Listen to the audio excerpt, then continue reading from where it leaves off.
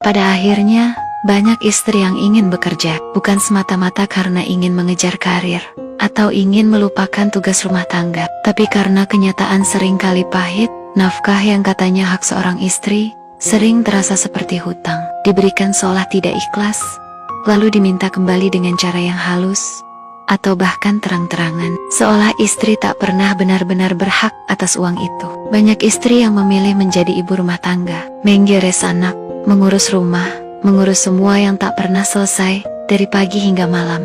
Tapi apa balasannya? Sering diremehkan, dipandang sebelah mata, seakan tidak berbuat apa-apa, seakan tak punya nilai, hanya karena tidak bekerja dan tidak berpenghasilan. Padahal, untuk membeli kebutuhan pribadi saja, seorang istri harus menunggu nafkah dari suami, dan menunggu itu sungguh merana. Karena setiap kali meminta, selalu ada perdebatan, selalu ada wajah tidak rela, selalu ada pertanyaan yang menusuk hati. Kemana uang yang sudah kuberikan? Padahal, nafkah itu kewajiban.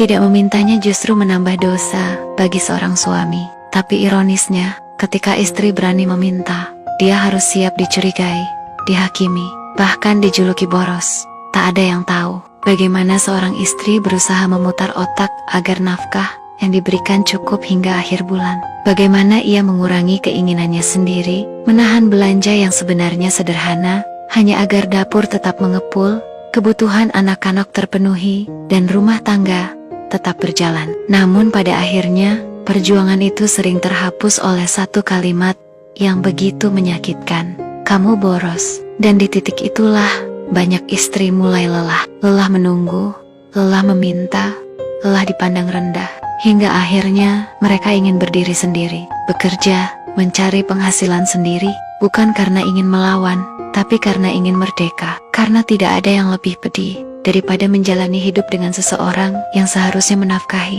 tapi justru membuatmu merasa seperti pengemis di rumahmu sendiri.